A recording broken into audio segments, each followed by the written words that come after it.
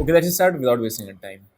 कल है मई का last day of trading session और कल है फ्राइडे। उसके बाद आने हैं एग्जिट पोल के नतीजे का, क्या एग्जिट पोल से क्या कौन जीतेगा कौन नहीं जीतेगा।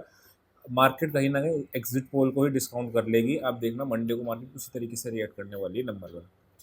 खैर मंडे के एनालिसिस को मंडे को देखेंगे, फ्राइडे को कल को देखेंगे, लेकिन आज भी हम स्टार्ट करते हैं कल के लिए क्या करना है।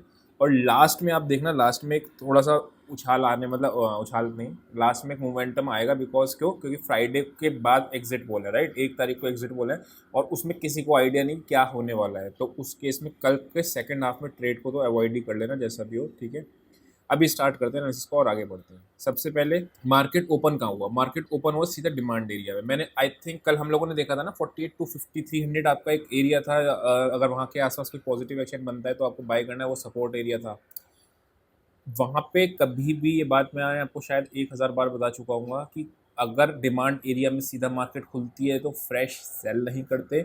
अगर सपोर्ट एरिया रेजिस्टेंस एरिया में यानी सप्लाई एरिया में मार्केट खुलती है तो फ्रेश बाय नहीं करते, चाहे एक बार को ट्रेड छूट जाए। आपने देखा होगा तो बैंक निफ्टी आपको सीधा एक ही कैंडल में खड़ा कर दिया, उसके बाद फिर कुछ नहीं हुआ, धीरे धीरे करके आपको प्रीमियम का नीचे आज ना बायर कमा पाया होगा अच्छे से, सेलर बहुत बड़े पैसा बनाया होगा क्योंकि मार्केट ने उतना मोमेंटम दिया नहीं। अगर मैं निफ्टी की बात करता हूँ तो ठीक है। बैंक निफ्टी की अगर आप बात करोगे तो एक रेंज में पूरा पूरा मार्केट रहा, हाई लगा दिया, उसके बाद हाई लगाने के बाद मार्केट नीचे आया, नीचे आने के बाद फिर से ऊपर गया, फिर से नीचे आया और फिर से, यानी कि कोई डायरेक्शन नहीं है मार्केट के पास। जब भी मार्केट को इंट्राडे में कोई डायरेक्शन नहीं दिख रहा होता है हमें, तो हम क्या करते हैं, बड़े टाइम फ्रेम पे टाइम फ्रेम को चेंज करते हैं, कुछ डायरेक्शन देखने की कोशिश करते हैं। अभी इसमें क्या डायरेक्शन दिख रहा है? मार्केट ने एक फॉल दिखाया, फॉल के बाद एक पुल बैक दिया। अभी भूल जाओ कि इलेक्शन है कुछ है, हम लोग सिंपल प्राइस एक्शन को देखते हैं। मार्केट ने एक पुल बैक दिया, अगर ये पुल बैक कंटिन्यू रहा तो ठीक है, नहीं तो फिर ये वापस से एक पुल बैक के बाद मार्केट आपका नीचे की साइड कंटिन्यूशन की तरफ मार्केट गिरती है और वापस से आपका एक एम पैटर्न की तरफ मार्केट चलना शुरू होता है इस तरीके से। अच्छा, एक चीज़ तो ये हो गया। सेकंड चीज़ क्या है, मैं फिर बता रहा हूँ, एक बार को इलेक्शंस को भूल जाओ कि क्या है क्या नहीं है। अभी सिर्फ और सिर्फ हम लोग प्योरली प्राइस एक्शन पे काम करते हैं, ठीक है। मार्केट ने ये आपका एक चैनल था, right, this is your channel. Channel के बीच में ही मार्केट है, इसका मतलब क्या, अभी भी मार्केट के पास कोई डायरेक्शन नहीं है बड़े ट्रेंड पे, ठीक है। चलो कोई बात नहीं। अब आते हैं छोटे टाइम फ्रेम पे और अब कल के लिए एनालिसिस को प्लान करते हैं, ठीक। अच्छा, एक चीज़ आपको पता होगा, ठीक है, चलो बताता हूँ मैं बाद में, पहले एनालिसिस को बताते हैं पहले। यहाँ पे आप देखोगे तो इधर क्या हुआ, मार्केट नीचे आया था, उसके बाद यहाँ से ही एक सीधा अप मूव दिया उसने। फिर जब दोबारा आया तो यहीं पे इसने एक सपोर्ट ले लिया, राइट, अगली बार जब यहाँ पे आया, और यहाँ से फिर से रिट्रेस हुआ। यहाँ के ऊपर देखोगे तो आप, ये रेजिस्टेंस एरिया था, राइट, 49,000 का एक रेजिस्टेंस एरिया था। यहाँ पे मार्केट 1 2 3 बार आ चुका है। अब आप ध्यान समझना, ये जो एरिया है सपोर्ट का 48,500, ये भी अब बहुत मजबूत नहीं है। और ये एरिया जो रेजिस्टेंस का, अभी कल के लिए बात कर रहा हूँ स्पेसिफिकली, फ्राइडे के लिए बहुत मजबूत नहीं है। कल भी बोथ साइड की अपॉर्चुनिटीज ढूंढेंगे, अगर बाय का ट्रेड भी ढूंढेंगे और सेल का ट्रेड, दोनों की साइड की। अगर बाय में आप फेवर रखते हो तो बाय की साइड करना, सेल की साइड करते हो तो देख लेना, लेकिन लेवल में आपको बता देता हूँ। अब मार्केट गिर गई इसके नीचे, गिरने के बाद ब्रेकडाउन पे मैं सेल नहीं करूंगा, ब्रेकआउट हो बाय नहीं करूंगा, एग्रेसिवली कुछ भी नहीं करने वाला। अगर रिटेस्ट देगी उसके बाद फिर जाए तो मैं करूंगा, इधर सेम चीज़ ब्रेकआउट पे जाएगी, रिटेस्ट दे तब करूंगा। यानी 49,000 से 48,500, क्या इतनी बड़ी रेंज आ गई? हाँ, इतनी बड़ी रेंज आ गई, इतनी बड़ी ही रेंज है और इसी के बीच में अगर मार्केट होती है तो अपन को कोई ट्रेड नहीं लेना है, ठीक है। हाँ, एक चीज़ और बताता हूँ मैं आपको, यहाँ पे अगर आप देखोगे तो एक स्ट्रैटेजी मैंने बनाई थी, परफॉर्मेंस शीट में मेंटेन नहीं कर रहा हूँ, बट ये यहाँ पे मैंने स्ट्रैटेजी बताया था कि इसमें आपको पूरे बढ़िया से प्रीमियम मिले। कहाँ पे अगर आप देखोगे तो 22,400 750 पूरी प्रॉफिटेबल रेंज थी। 2200 2200 रुपीज़ पर लॉट का, यानी 25 क्वांटिटी की लॉट में भी 2200 रुपीज़ का प्रॉफिट था। कल भी यहाँ पे अगर आप देखोगे, कल भी हम लोगों ने सेम चीज़ स्ट्रैटेजी बनाई थी और कल की स्ट्रैटेजी में 1924 मिला था। ये क्यों बना रहे पता है हम, और ऐसा क्यों हो रहा है, इसका लॉजिक समझाता हूँ मैं आपको। अगले हफ्ते एक एक्सपायरी है, उसके प्रीमियम डीके नहीं हो रहे होंगे, अगर आपने देखा होगा जो अगले हफ्ते। रीज़न क्या है? आपका न्यूज़ है, मार्केट के पास कोई वो नहीं है, अभी किधर की तरफ भी जा सकती, तो प्रीमियम डीके उतना तेज़ी से नहीं होता। लेकिन एक्सपायरी पे जो चीज़ मैं बता रहा हूँ ध्यान समझना, 80 वीक्स चली गई थी ना कोरोना पे, आपको याद होगा, है ना। लेकिन अगर वॉलेटिलिटी कितना ही हाई क्यों ना हो, एक्सपायरी पे all out of the money options को जीरो होना ही है, चाहे वॉलेटिलिटी आपकी 80 पहुंच जाए, विक्स आपकी 80 क्यों ना पहुंच जाए, ठीक है। तो वो चीज़ को ध्यान रखना। अब है क्या, हम लोग क्या कर रहे हैं, एक्सपायरी की स्ट्रेटेजी क्यों बना रहे हैं? बिकॉज निफ्टी बैंक आपका, या फिर निफ्टी बैंक की कल एक्सपायरी थी, आज निफ्टी की एक्सपायरी है। तो आज के प्रीमियम अपने को ज़ीरो होने ही है, इसी वजह से। और प्रीमियम आपको पता है बहुत ज़्यादा महंगे चल रहे हैं, तो वो प्रीमियम इस महंगे हैं इसलिए स्ट्रैटेजी बना रहे हैं। और परफॉर्मेंस में क्यों मेंटेन नहीं कर रहा हूँ? The answer is as a discipline trader, ताकि आप डिसिप्लिन सीख लो, साथ में कुछ कमाने को मिल जाए तो बात अलग है कि एडवाइजरी में हमारा मोटिव होता है कि लोग कमाएं पैसे, लेकिन अगर एक डिसिप्लिन ट्रेडर हो तो हाई विक्स पे आपको ट्रेडिंग नहीं करनी होती, ये मोटिव है, ठीक है। अब आप समझना ध्यान से, ऐसा मैं क्यों कह रहा हूँ, बिकॉज अगर आप 2020 के बाद आए हो तो आपको ये बात समझ में बाद में आएगी, जब आपका वॉलेट विक्स वगैरह हाई लो होता है तो क्या होता है। लेकिन अगर आप 2020 ईयर 2020 से पहले के हो तो आपको ये बात बखूबी पता होगी कि 25 के ऊपर विक्स पे ट्रेड क्यों नहीं करते हैं, ठीक है। चलो बैंक निफ्टी में हम लोगों ने दोनों लेवल को मार्क कर लिया, ऊपर आएगी तो बेचेंगे, नीचे आएगी तो सेल बाय करेंगे। लेकिन अगर रीटेस्ट कर रही है, मान लो ब्रेकडाउन दे दिया इसने और ब्रेकडाउन देने के बाद रीटेस्ट कर रही है, देन कंटिन्यूशन में जा रही है, तो अपने लोग सेल के बारे में भी सोचेंगे।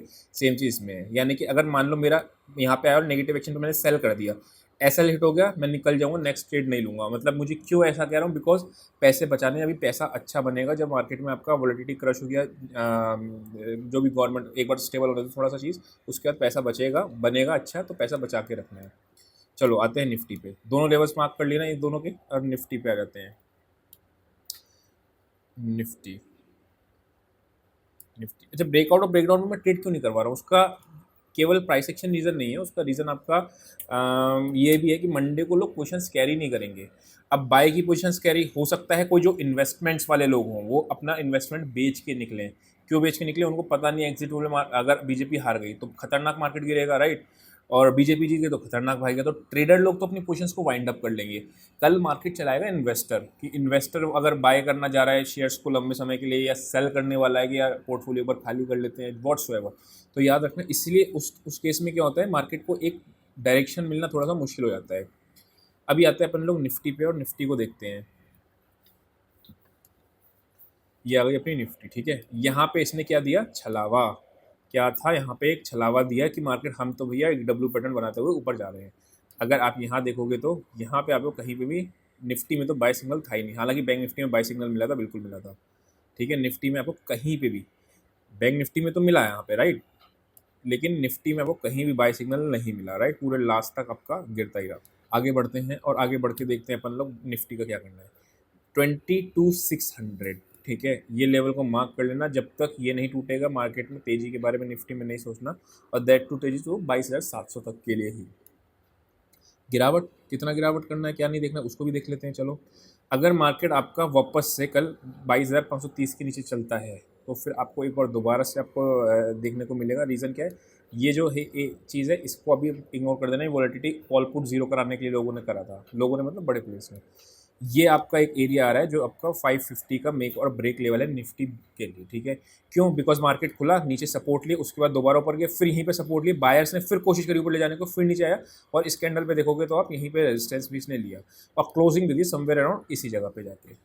आपको समझ में आ रहा होगा कि मैं ऐसा क्यों कह रहा हूँ कि मार्केट अगर आपका इसके ये मेक और ब्रेक का लेवल है, ठीक है। अगर ये ऊपर की तरफ निकलेगा तो 623 आपके पास दिख ही रहा है, तो ये 623 को क्रॉस करने वाले तो 700 मैक्सिमम, बस दैट्स इट।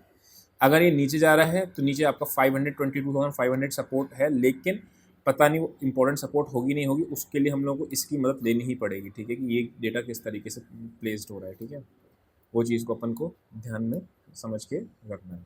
तो ये हो गया अपना। अब चलते हैं अपने लोग ऑप्शन चेन पे और देखते हैं मार्केट का ओपनिंग का चांसेस या किधर की साइड अपने को वो दिखने को है। सबसे पहले आते हैं अपन लोग इस पे निफ्टी में। अगर आप देखोगे तो निफ्टी में क्या दिख रहा है आपका, 11 लाख पुट्स हैं, 22,400, और बाप रे, प्रीमियम का अमाउंट देखो जरा। आपने कब लास्ट टाइम इतना 500 रुपये का प्रीमियम देखा था, ईमानदारी से मुझे कमेंट से बताना कि देखा था या नहीं देखा था, ठीक है। 500 रुपये का एट द मनी का प्रीमियम चल रहा है, 371 रुपीज़, 800 कितना। और मैं आपको फिर बता रहा हूँ, इस ट्रेडल को शॉर्ट करने की भी हिम्मत किसी को नहीं होगी ओवरनाइट, या फिर कहीं भी शॉर्ट करके जाए। रीज़न क्या है आपका, पता नहीं ना मार्केट किधर की। 500 पॉइंट भी निफ्टी के लिए इस वक्त हो सकता है ऊपर नीचे कर जाए, कुछ भी कर जाए, है ना, तो वो चीज़ है। लेकिन बहुत महंगे प्रीमियम है, नो डाउट इन दैट, ठीक है। तो ये अपने को क्या दिख रहा है, 11 लाख और 11 लाख। तो अभी कल के लिए हो सकता है ये स्टेडल इन लोग कल के लिए शॉर्ट किया, लेकिन मुझे पूरी उम्मीद है कल यहाँ से पोजिशन सारी कट के जाएंगी, जो भी अभी कॉल पुट्स वगैरह है, मुझे पूरी उम्मीद है इसकी। और अगर होगा भी तो वो बड़े प्लेयर, आप देखना जो डेटा शाम को निकल के आता है वो बाय करके ही निकल के आएगा, वो डेटा आपको देखने को मिलेगा। बट एनीवेज 11 लाख यहाँ पे आपकी कॉल्स है, 11 लाख पुट है, इसका मतलब कोई बहुत बड़ा गैप अप या बहुत बड़ा गैप डाउन की तरफ मार्केट ना प्रिडिक्ट नहीं कर रहा है कल के लिए। बैंक निफ्टी को और देखते हैं। बैंक निफ्टी की अगर मैं बात करता हूँ तो 1 लाख है, 1 लाख है, कोई खास पोजीशनिंग है नहीं। 11,000 रुपये, 1,800 रुपये। पता है आपको, मैंने लास्ट टाइम आई थिंक 25 की विक्स पे देखा था। फ्राइडे वाले दिन का जो प्रीमियम था वो आपका 700 का प्रीमियम था, यानी 1400 का एटीएम का प्रीमियम था, लेकिन ये उससे भी ज़्यादा है, 1800 रुपये ज़्यादा है, जो मुझे लास्ट याद है। ठीक है, तो है, क्या कर सकते हैं, वो सारा इलेक्शन के ऊपर ही है सारी चीज़ें। ठीक है, 48,500 आपकी मैक्सिमम पुट्स बैठी हैं। ठीक है, कोई दिक्कत नहीं है। कॉल्स आपकी कहाँ पे बैठी हैं, 2 लाख आपकी 49,000, यानी कि लोग 930 रुपये, अभी भी इनको कोई टेंशन नहीं है कल के लिए, 930 रुपये पे, और यहाँ पे आपकी सेल करके गए तो अच्छा प्रीमियम का अमाउंट है, राइट। तो कोई सिग्नल ऑप्शन चेन आपको दे नहीं रही है और लेना भी नहीं है अननेसेसरी का। और कल कोशिश करना कि क्वांटिटी साइजिंग कम ही रखो। बाकी रात में अब हम लोग डेली बेसिस पे मिला करेंगे, और मैं आपको डीप डाउन की एनालिसिस बताऊंगा, इसमें चीज़ें सिखाऊंगा कि इंट्राडे के लिए आपको किस तरीके से प्लान कर सकते हो। तो आप व्हाट्सएप कर देना। अभी के लिए इतना ही। See you next session, till then.